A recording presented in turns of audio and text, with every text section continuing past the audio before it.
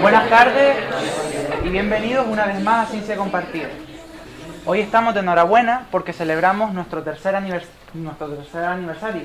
Ya son 3 años ininterrumpidos de charlas semanales ofrecidas por expertos, másteres, doctorandos, investigadores, contando con la ayuda de la Biblioteca Universitaria, de la Conserjería de la Facultad de Ciencias del Mar, de voluntarios, así como de su decanato. Ciencia Compartida les quiere dar las gracias a todos por formar parte de esta estupenda iniciativa. Hoy, para celebrarlo, qué mejor que una nueva charla ofrecida por don Martín Moreno Muñoz, profesor de biología, biólogo del Colegio Claret de Las Palmas de Gran Canaria y doctor por la Universidad de esta ciudad, que nos hablará sobre el búho chico en Canarias, que allí está. Y sin más dilación, pues presentarle y recibirlo con un fuerte aplauso.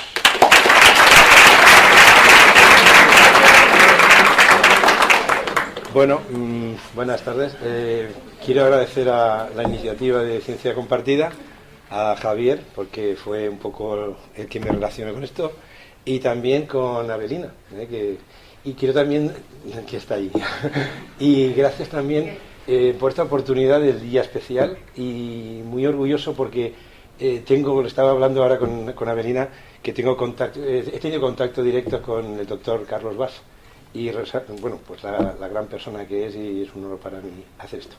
Bueno, pues vamos a ver. Vamos a hablar del búho chico, un eficaz depredador nocturno. Y estaba pensando en haber puesto aquí abajo quizá un trabajo de campo para explicar un poquito los recursos que tenemos para después sacar investigaciones en el campo.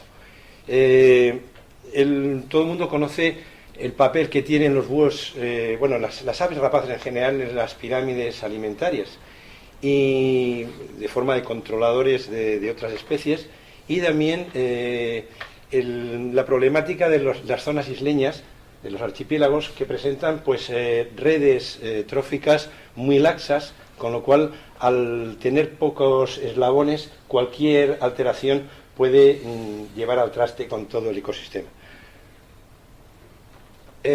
Las rapaces nocturnas en Canarias están dentro del orden Astrigiformes, y tenemos pues dentro de la familia Titonidae Tito alba alba, que sería la lechuza común, y Tito alba gracilirostris, que sería una especie endémica, y dentro de la familia Astrigidae estaría Asiotus canariensis, otra subespecie endémica, que es un poco el trabajo de esta exposición, ¿no? Bien, la distribución que tienen las aves rapaces nocturnas en Canarias son las siguientes, las que presenta aquí en el mapa. En las islas más occidentales se encuentran Asiotus canariensis, junto con la isla de Gran Canaria. Tito alba gracilirostris sería ya restringida a las islas de Fuerteventura y Lanzarote, y Tito alba alba estaría en el Hierro, Tenerife y Gran Canaria. Hay algunos datos que se han encontrado algunas aves también en alguna otra isla, puede ser esporádico. De todas maneras, el carácter del ave que puede volar pues puede trasladarse más fácilmente. Bien, si tenemos en cuenta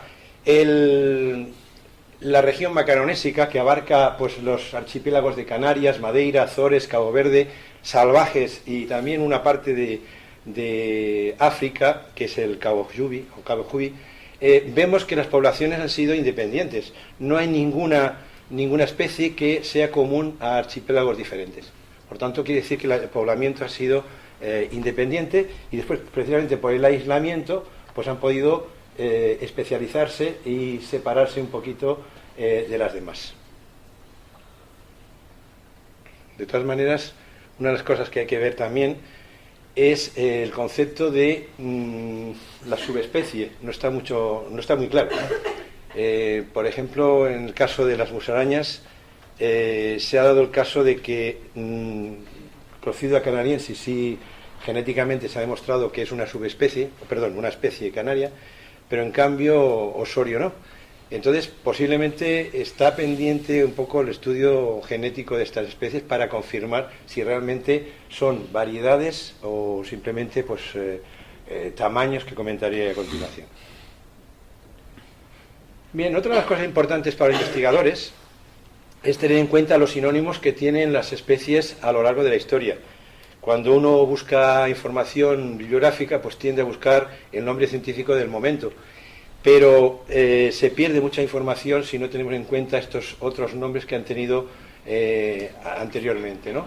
Aquí Bolsow, que es un investigador de 1951, pues recogió a partir de Webb y Berthelot, que son dos investigadores inglés y francés respectivamente, que trabajaron muy bien con la fauna y flora de Canarias, y Moquin-Tandon recogió pues toda esta serie de nombres que ha ido alternándose hasta quedarse con el actual, que es Asiotus canariensis.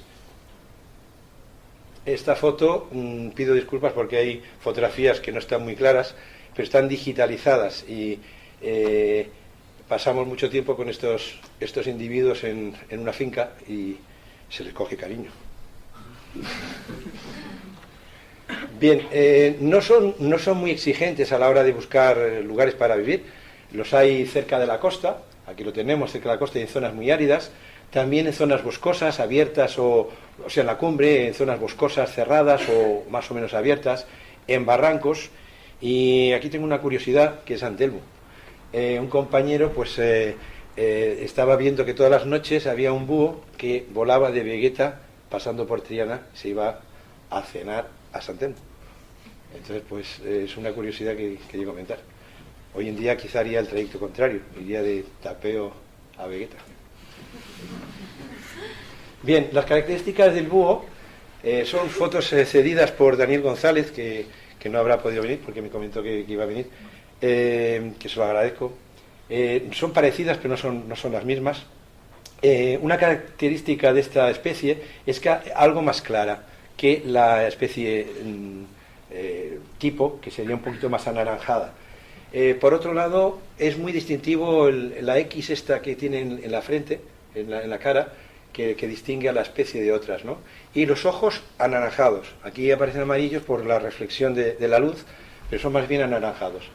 Estas orejillas que tiene ahí son plumas, que las tiene erguidas cuando el animal pues está alerta o está escuchando, aunque no oye por ahí, y cuando está relajado lo tiene bajado, como veremos también en una fotografía posterior. Estos animales, pues bueno, presentan unas características. Es más pequeño que la raza típica, también veremos aquí una tabla que nos lo va a demostrar. Y una de las cosas importantes que también comentaré posteriormente es el pico típico de un ave rapaz y también las garras de estos animales, ¿no? De estas aves. Esta fotografía está tomada hace poquito en el Centro de Recuperación de Aves Rapaces, que también pues agradezco a Pascual Calabús que me dio permiso para hacer esta fotografía, ¿no? Son animales, pues bueno, muy depredadores, son bastante agresivos. El búho chico es bastante agresivo y bueno, no es que ataque, pero es muy territorial, aunque después también hay zonas donde se encuentran bastantes búhos juntos, ¿no? Bueno, esto es un caso muy bonito también, que tuve que digitalizar porque no se puede repetir. Se capturaron dos búhos chicos en la zona de Galdar, albinos, una cosa bastante especial. Bueno, se da, pero aquí en Canarias pues, que no he oído otro caso. Uno de los pollos murió y el otro fue creciendo en el Centro de Recuperación de Aves, y aquí fue un momento, unos días antes de soltarlo, que después se soltó por la zona de Tenoya, la zona de Moya, los tiros de Moya. Y este animal, como se puede ver, estaba tranquilo, o sea, lo teníamos en la mano, estuvimos midiendo los tarsos, las alas, y realmente estaba tranquilito. Una de las cosas que no he dicho antes es que estos pelos que hay aquí, que son pelos, son plumas, parece que están ligados a lo que se llama la ecolocalización. Es decir, emiten también sonidos, no como los murciélagos, pero algo parecido, que parece que también está en ese tema. Bueno, los ojos aquí también, repito, la digitalización ha perdido, pero eran rojos, típico de un animal albino. Bueno, las adaptaciones al vuelo nocturno son muy especiales, muy especiales. El caso, por ejemplo, de las plumas, están deshilachadas por un lado, que hace que el aire se amortigüe, y este aserramiento, estas sierras que se ven, a ver si marca aquí, esta zona de aquí, son lo que van a hacer anular el ruido. Por tanto, estas aves tienen un vuelo muy, muy silencioso, que es lo que les va a ayudar a poder cazar. Y estos dibujos, que lo hizo José Juan Placeres Monzón, son un método que se utiliza mucho en biología a la hora de detallar pequeñas cosas que el investigador pues tiene que visualizar. Por ejemplo, las guías de campo que utilizamos pues siempre son basadas en dibujos más que en fotografía, porque nos va a marcar pues algún pequeño detalle o un color o una raya que en general no nos destaca. Entonces, los dibujos son muy importantes a la hora de la investigación. Por descontado la fotografía también. Bien, otra adaptación muy, muy también interesante es la simetría que tienen los cráneos. La simetría que tienen aquí los cráneos, el cráneo, es debido a poder tener, que aquí tenemos el detalle del oído, tener los oídos ligeramente distintos, ¿de acuerdo? Por tanto, cuando llega el sonido al animal, no solamente convergen los sonidos, sino que además de calcular la distancia, pueden calcular fácilmente la profundidad. Con lo cual, a la hora de cazar, estos animales pues tienen bastante éxito. Teniendo en cuenta que un depredador falla muchas veces cuando va a coger sus presas, porque muchas veces los documentales nos ponen los éxitos, pero no nos dicen los fracasos, que son la mayor parte de las veces. Estos oídos, repito, están de forma simétrica, y aquí en este caso, que también lo hicimos con Pascual Calabuig, pues simplemente levantar un poquito la zona del oído, se ve prácticamente casi el cráneo, o sea que parece como que estás metiéndote dentro de este cráneo. Otras adaptaciones también muy interesantes son los ojos. Los ojos son cónicos, no son esféricos. Por tanto, esto obliga al animal a mirar directamente a la imagen. Tiene visión binocular, pero de alguna manera nosotros, si miramos de un lado a otro de reojo, podemos ver nuestra parte trasera, y en cambio ellos no lo pueden hacer. Es bastante curioso ver a un animal de espalda que de golpe y porrazo se te gira la cabeza solo y te está mirando. Es bastante impresionante.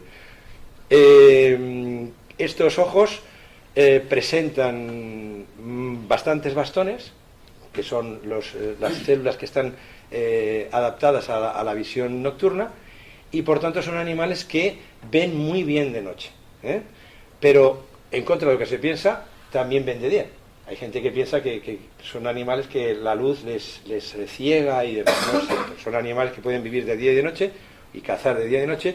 Lo que pasa es que de noche no tienen competidores, y entonces pues aprovechan esa fase del día, ¿no? No he comentado, volviendo un momentito al oído, para que no se me olvide, el hecho de esos movimientos que a veces vemos en los documentales, bastante curiosos y simpáticos, que los animales hacen como una especie de movimiento rotatorio, es para oír mejor, y para ver también, pero sobre todo para oír mejor. Y el hecho de poder, volviendo a la vista, girar, las investigaciones de más o menos 2006, ha habido unas investigaciones que han demostrado que estos animales al girar no colapsan los vasos sanguíneos, con lo cual parece que al girar crean una facilidad con dilatación, o sea, crean una dilatación, producen una dilatación, que crean un reservorio de sangre que permite que el animal esté durante un tiempo determinado con la cabeza girada. Esto es un dato bastante moderno, pero no lo había conocido hasta ahora.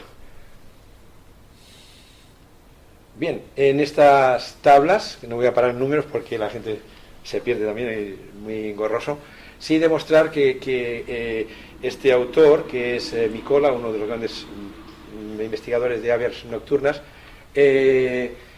recopiló estos datos de Asiotus otus y Asiotus canaris comparativo para ver y demostrar un poco que la especie canaria es ligeramente más pequeña o bastante más pequeña que la especie tipo. Además, se ve en general que las hembras son ligeramente más grandes que el macho.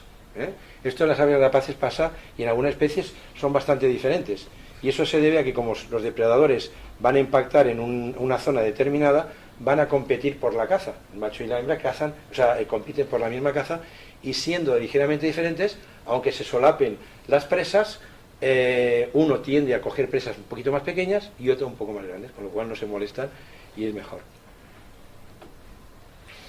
Bien, también otra cosa importante a la hora de las investigaciones, es importante el número de individuos que se trabaja y sobre todo marcar. Hay casos, por ejemplo, que no se sabe ni sexo especificado, ni individuos que se han medido, con lo cual pueden ser 2 o 3 y claro, los datos no son muy fiables. En el caso de abajo, en el caso de CRAM, pues trabaja con 294 machos y 299 hembras, con lo cual el resultado de que los machos son más grandes que las hembras, las medias, las hembras son mayores que los machos, realmente es más significativo que no con 2 o 3 individuos. Bien, a ver si sale. Vamos a conseguir, si se pueden oír algunos cantos un poquito. Este sería un canto de un macho con una contestación.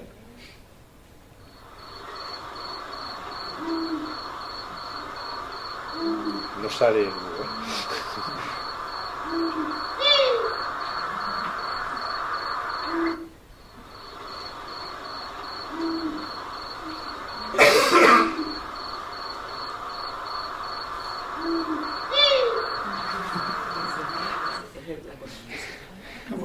Y este sería juveniles llamándose a los padres. Es curioso porque veremos que se oye muy lejos a los padres.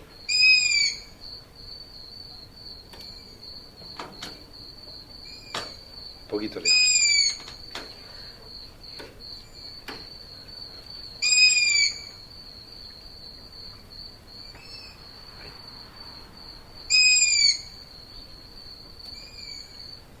Bueno, un poco. Tienen más cantos, tienen más llamadas. Hay uno que hace como una especie de carraca, crec, que es intimidatorio. Estuvimos aquí en la localidad esta, que era una finca de unos conocidos, que pudimos trabajar muy bien durante todo el año, y pudimos hacer un estudio anual, pues subiéndonos al árbol, siempre que no estuvieran en época de cría, pues subiéndonos al árbol para ver mejor a los búhos y tal. Aquí hubo hasta 10 y 12 búhos en un mismo árbol. Subíamos y cuando te estabas quieto ahí, pues te pasaba uno volando mirándote y hacía crec, avisándote que te marcharas. Pero bueno, no ataca, no. Son agresivos si se va al nido o así, pero no tienen problemas tampoco a la hora de anidar. Nidifican en cajas como esta, que esto era para unas tórtolas, que por cierto se desmoronó, porque como pesaban tanto, se llegó a desmoronar al cabo de un par de años, y un alumno del colegio, pues creó una caja mucho más grande, la pusimos y al año siguiente empezó a criar, y eso es como una especie de oasis en medio de Roque Aguairo. Es todo pelado y es una zona de una finca, y hay unos laureles de indias, y ahí pues han criado perfectamente. Crían también en riscos, crían en otros nidos de otras aves, en el suelo. Ya veremos después también pues que nidan hasta un estanque, como veremos después en la fotografía posterior. Normalmente las crías la puesta se realiza a final de febrero o marzo, variando el tiempo, la época, el tiempo de si hace frío o calor, y después acostumbran a poner 4 o 5 huevos, que son blancos, como todas las aves de presa, y normalmente los incuban durante unos 30 días, y a los 23, 24 días salen del nido ya, un poquito ya independizados. Pero todo esto depende de los recursos y demás, ¿no? El número de huevos, por ejemplo, puede ser significativo de cuántas presas hay. Entonces esto es interesante también. Aquí, por ejemplo, en Barranco Hondo de abajo, hay una chica que vive en la zona, oímos esos cantos de padres e hijos continuamente por la noche. Posiblemente en el molino estén anidando, o alguna cuevilla que esté en esa zona cerca. Bueno, este es el caso del estanque que comentaba. Es un estanque abandonado, lleno de arbustos, y estaba ahí el pollo, ahí un poco asustado. Y por cierto, había un gato rondando por ahí que no le había hecho daño. Eso quiere decir que no se atreven los gatos con ellos. Los pollos son nidícolas, eso quiere decir que son pollos que tienen que ser alimentados por los padres, no nidífugos, como por ejemplo una perdiz, una gallina que nada más salir del huevo ya se espabila por su cuenta. Y bueno, pues son muy voraces, o sea, tienen que estar alimentándose constantemente y crecen rápidamente. Es muy bonito porque cada 2 días cada 2 días sí, eclosiona uno de los huevos, y cuando tienen 5, 6 o 7 huevos, está claro que hay el mayor tiene 14 días, el otro 12, y se ve claramente la diferencia. Parece una colección de huevos, y además algunos se posan incluso en la rama en orden, y hay unas fotografías muy bonitas de eso. Bien, las segarópilas, que aquí nos sale muy bien, es el mecanismo que tienen estas aves para expulsar los productos que no pueden expulsar de forma natural. Es decir, como tragan animales enteros, hay restos que no pueden digerir y por tanto podrían dañar el tracto digestivo. Lo que hacen entonces es crear una bola con pelo, plumas, lo que sea, y lo regurgitan al exterior. Estas bolas llamadas segarópilas no son exclusivas de las aves rapaces, sino que también lo hacen pues cigüeñas, lo hacen serpientes, todos los animales que tragan a la presa entera, realizan esto. Y por el tipo de garópila se podría averiguar pues de qué tipo de especie se trata y demás. Las aves nocturnas tienen unos jugos digestivos muy poco agresivos, con lo cual, de alguna manera, los restos que quedan son muy identificables y permiten pues entonces el poderlos clasificar y poderlos identificar, y eso ha permitido pues, hacer trabajos bastante interesantes. En aves rapaces diurnas hay que hacer análisis incluso bioquímicos, mucho más complejo. Bien, los restos que salen son estos. Hay 2 métodos: uno, colocar las segarópilas en agua, eso es bastante engorroso porque si tienes muchas pues tienes bastante problema, y después decantar el agua, separar los huesos, o bien en método seco, con pinzas, ir desmenuzando las agrópilas, tenerlas separadas una por una para saber cuántas presas tiene cada agrópila, etcétera. Es decir, el trabajo científico lleva su tiempo y, bueno, pues el que le gusta disfruta. Los restos se van a identificar a partir de publicaciones, colecciones, datos de colegas, y en algunos casos, como estos por ejemplo, nos encontramos con unos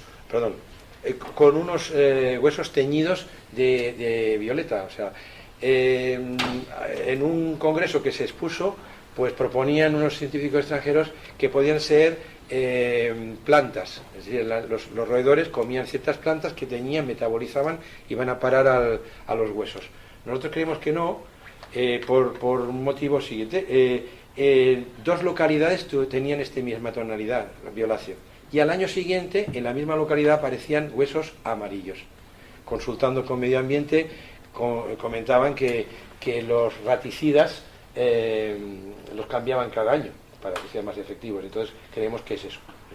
Los animales estos cogían el raticida y de alguna manera metabolizaban y no les hacía, por lo menos, efecto mortal. Después ya la cuestión de esterilización así, pues no sabemos. Bien, este era el trabajo engorroso. Hablando con compañeros de letras, me comentaban que con un párrafo ellos escribieron un libro. Nosotros, con el trabajo de muchos años, acabamos con una simple tabla. Pero bueno, esa es la diferencia que tenemos. Bien, la clasificación, no me va a parar tampoco con muchos números, pero sí es curioso porque antiguamente se da mucha importancia a los insectos, porque se trabajaba con muy pocas piezas. Entonces, el número de insectos es bastante alto. Si miramos las especies que aparecen en esta tabla, vemos que los ratones son los más numerosos, y después pasamos directamente a los insectos. No he especificado aquí porque sea un poco de follón. Lo que más comen son grillos, también alguna cucaracha, mantis religiosa, ya muy esporádico, sobre todo grillos. Pues bien, si tenemos en cuenta que siempre el trabajo es más interesante hacerlo por porcentajes, pues tenemos un porcentaje de un 68% y un 18%. Siguen siendo los insectos los más numerosos después de los mamíferos. Pero si tenemos en cuenta la biomasa, y la biomasa se calcula pues a partir del peso medio de cada una de las especies multiplicado por el número total, nos sale la biomasa, aparece que son 113 kilos de mamíferos con 300 gramos de insectos.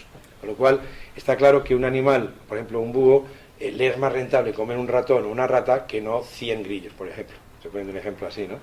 Claro, ellos van comiendo lo que pueden, pero... Entonces, pues bueno, como se puede ver, pues en la clasificación también, como hemos comentado, pues bueno, es a partir de los cráneos, básicamente. La rata normal, la común, la rata de campo y la rata que podríamos llamar de cloaca, la noruega, pues tiene unas diferencias en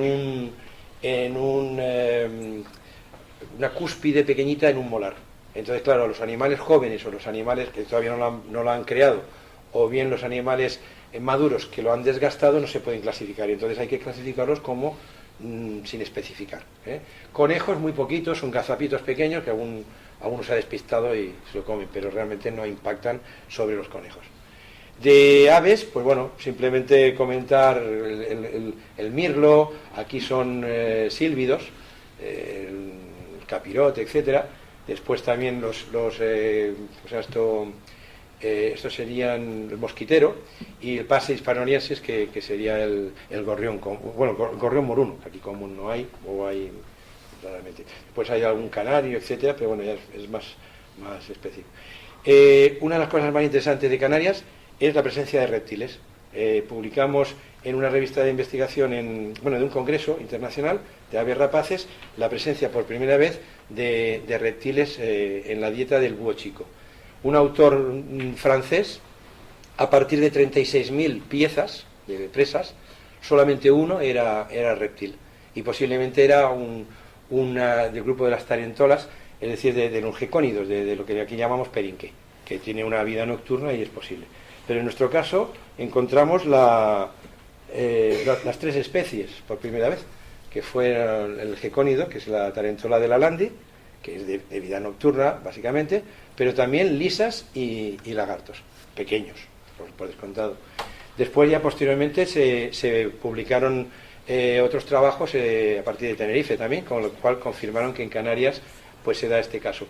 El hecho del clima puede ser también importante en esto. El búho tiene quizá más espectro para cazar, más tiempo para cazar, y los animales podríamos considerar de sangre fría, pues, mal dicho, pues bueno, pueden tener alargan su actividad, y hay datos, por ejemplo, de Andalucía, donde demuestran que el lagarto pues también tiene un tipo, en ciertas épocas del año, tiene una actividad mayor. Bueno, para terminar, quería comentar varias cosas que se tendrían que tener en cuenta en una investigación de este tipo. Primero, el número elevado de presas. En los primeros trabajos que se hicieron de el búho chico y algunas aves rapaces, se trabajaba con 20 o 30 agrópilas. Nos hemos trabajado con 1900. Entonces, bueno, hoy en día se tiene que trabajar con un número grande, porque sacaban la conclusión de que el insecto era la base de la alimentación del búho chico, y no es así. Después, que algunos restos no son regurgitados por algún motivo, porque son digeridos o por algún otro motivo. Ciertos grupos presa están muy triturados. Hay huesos que cuesta mucho de identificar, sobre todo los cráneos, se notan siempre rotos por la parte occipital, está claro que el animal los pica por ahí. Presas decapitadas, hemos visto las cabezas bastante separadas del cuerpo por agrópilas diferentes, y posiblemente también esté relacionada con las crías, es decir, posiblemente los adultos comen la cabeza y dejan el resto a las crías. Las presas de cuerpo blando, hay autores que aceptan pues la existencia de lombrices, babosas, etcétera. Son muy difíciles de identificar. Habría que hacer un estudio muy cuidadoso a nivel microscópico, ver si hay quetas, bastante más complicado. Las presas accidentales, una discusión también con otros autores de que aceptaban la presencia de formícidos, de hormigas. Entonces, pues bueno, creemos que con el pico y las garras que tiene el búho no pueden comer hormigas. Entonces, siempre la hemos relacionado con la presencia de reptiles. O sea, en todas las veces que aparecían cabezas de hormigas, siempre estaba relacionada con huesos o escamas de reptiles. De hecho, cuando veíamos ya una agrópila un poco terrosa, ya sabíamos que ahí íbamos a encontrar los formícidos o restos de reptiles en general. Y la forma de calcular el número de individuos mínimo también es importante. Para calcular los individuos, lo que se hace es sumar las mandíbulas derechas, mandíbulas izquierdas, y el número más grande lo consideramos número individuos mínimo. porque algunos autores contaban que cada mandíbula era un individuo, entonces se cuantificaba muchísimo más el número se exageraba el número de presas, ¿no? Y entonces, bueno, pues esto es el trabajo de campo, ¿no? Y muchas gracias. Bueno, pues...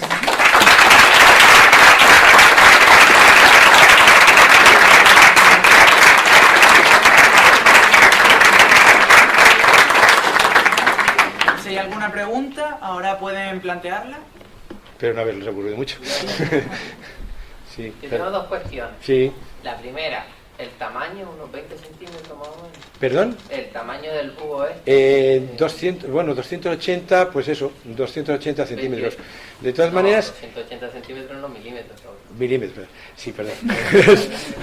Estaba hablando antes que es llamativo porque a veces los búhos estos parecen pequeñitos y a veces parecen muy grandes. Estos animales, cuando están estirados en el árbol, se estiran mucho, junto con las orejillas, parecen un palo. Entonces pasan totalmente desapercibidos. Hasta que me acostumbré al árbol ese, me costó mucho, porque habían 10 y yo no veía ninguno. El capataz me decía, ahí hay uno, ahí hay otro. Y después ya los iba identificando y después ya se me... Entonces, cuando se empluman, el volumen es tremendo. Y después cuando vuelan también, la envergadura es bastante importante. No sé, ahora no me acuerdo el tamaño. ¿Puede ser que el tipo de alimento esté condicionado a la época reproductiva? Por ejemplo... Sí. Por ejemplo, los insectos, ¿no? A lo mejor los capturan más para el tema de las crías. Y cuando no están en época reproductiva tienen más a otros animales más grandes. No sé si te contestará esto. Tuvimos la oportunidad en esa finca, en Rocahuayl, de hacer el seguimiento anual, ¿sabes? Porque es muy difícil encontrar un risco y después hacer el seguimiento es muy complicado. Tuvimos la suerte de esa finca, íbamos 1 o 2 veces por mes. Y entonces pudimos hacer, que quería comentar a los estudiantes la importancia de las matemáticas, que no le gusta a nadie, pero aquí tuvimos que hacer la chi cuadrado para hacer después a ver si era significativo las diferencias. No vimos diferencias significativas, pero también es que en Canarias no sirve, porque aquí el clima es continuo. Aquí tenemos insectos todo el año prácticamente. No, pero digo a la hora, por ejemplo, para ellos a lo mejor es más cómodo alimentar sus crías a base de insectos, ¿no? Yo creo que no. Yo creo que no, fíjate, sí, porque por ejemplo Pascual Calabuch, cada vez que le llega un búho, no sé si está en contacto con él o lo conoce, en el centro de rapaces, de recuperación de Tafira, lo primero que hacen cuando viene un búho, primero lo miran si está dañado o no, y lo primero que dan es un ratón, se lo traga perfectamente. Entonces yo creo personalmente que estos animales tienen, se dice vulgarmente, un trague fuerte. Y yo no creo que el búho coja un grillo para llevar sola a la cría. Yo creo que son más... que no cambian su alimentación. Yo creo que no. Sí, yo creo que no. Sí, pues da el caso que hay, por ejemplo, otro tipo de especies de aves, ¿no? Que son granívoras o... Pero fíjate que son con picos... solamente en la época reproductiva. Claro, pero tienen unos picos muy preparados para coger los insectos, las larvas. Por ejemplo, aquí yo no creo que el búho... Yo creo que es más rentable coger lagartos y así. Eso sí, decapitados posiblemente sí, ¿de acuerdo? Tampoco hemos tenido un seguimiento. Es complicado, ¿eh? Ya digo que es muy complicado porque ahora, por ejemplo, queremos empezar con el estudio de las lechuzas, después de un poco de tiempo abandonado la investigación, queremos seguir con las lechuzas y ahora buscarlas y encontrarlas cuesta un poquito. Pues esas más, esto es muy numeroso, ¿eh? Gracias a Dios, hoy en día están en todas partes y están muy abundantes. ¿La lechuza también? La lechuza... Pues ya me pondré en contacto contigo. En mi casa siempre hay una Vale, porque nos interesa mucho, porque queríamos ver primero la alimentación de la lechuza y cómo se impactan unos con otros, a ver cómo se interrumpen. Vale. ¿Qué diferencia hay entre una lechuza y un búho? Toda. Pero mira, el búho ya lo has visto, ¿no? La cruz, las orejillas, la lechuza, no he traído fotografía, la lechuza tiene la forma de corazón, una especie de manzana cortada, muy distinta, aparte de la coloración y todo. El sonido es más asusta más, son silbidos. Entonces la gente, no sé si en la calzada, que me decían que había, la gente pensaba como que había fantasmas, porque la verdad es que asusta, porque son más de soplidos, más de silbidos, y estos son, pues bueno, el típico más de búho, ¿no? ¿Y son especies distintas? ¿No se pueden reproducir? No, en realidad no. Bueno, hoy en día, como ya hay cosas tan raras, como hay melones con sabor a plátano, pues a lo mejor, pero por ahora no sé. Lo que sí estaba hablando de las subespecies, porque se ha tendido mucho a... Sí, pero más bien suelen ser a lo mejor mutaciones a lo largo de años, Sí. y luego al tener tantas mutaciones y haber Sí. definido coge y lo hacen una subespecie. Pero mira, el caso, por ejemplo, de la musaraña, que hemos trabajado también, resulta que la musaraña canaria sí se ha demostrado por cuestiones de ADN, ¿no? Pues ADN mitocondrial, pero en cambio el diosorio no, y tiene diferencias morfológicas. Entonces, ¿hasta qué punto, porque es más pequeño, más grande, el gigantismo y el enanismo se dan en las islas, ¿no? Una cosa que comentó. En las islas se dan gigantismos y enanismos de formas diferentes, entonces pues es así. Bueno, pues si no hay más preguntas, damos por Quería finalizada. preguntarle las lechuzas que hay por aquí por Tafira antes. No las conozco, las lechuzas, ¿eh? Pero es una especie, o sea, son No, la de especies aquí- totalmente distintas. No, son búhos, que son estos. no, las lechuzas son lechuzas, son Tito Alba. Una especie Sí, diferente. Sí. Ok.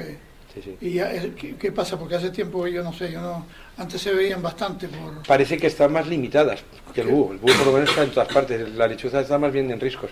En la península, por ejemplo, las lechuzas son más de poblaciones, de poblados, de ciudades, y los búhos son más de montaña. Aquí parece al revés. El búho está por todas partes y la lechuza está más en riscos en general, en riscos o en barrancos, pero ya más restringido, ¿no? Sí. Vale, pues nada. ¿Y quién es el enemigo del búho, chico? El hombre.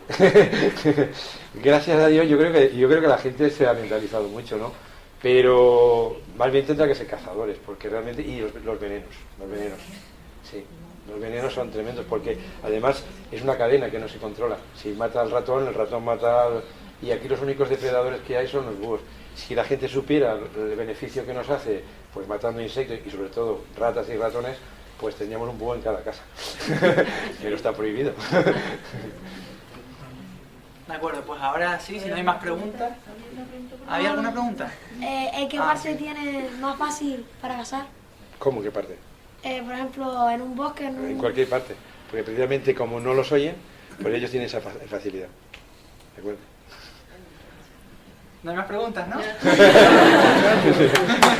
Bueno, pues le damos un fuerte aplauso.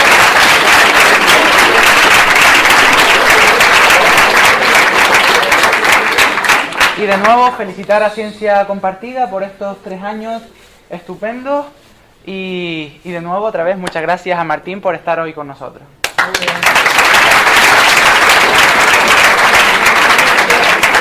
Solamente quería agradecer esta hermosísima conferencia y se explica un poco la presencia de todos ustedes aquí. Estamos muy contentos de verles, es un público especial y agradecemos también que los profesores hayan hecho el esfuerzo para que puedan venir, ¿no? Y quería dar gracias al colegio porque nunca me han puesto exacto, al colegio Claret para que puedan estar todos.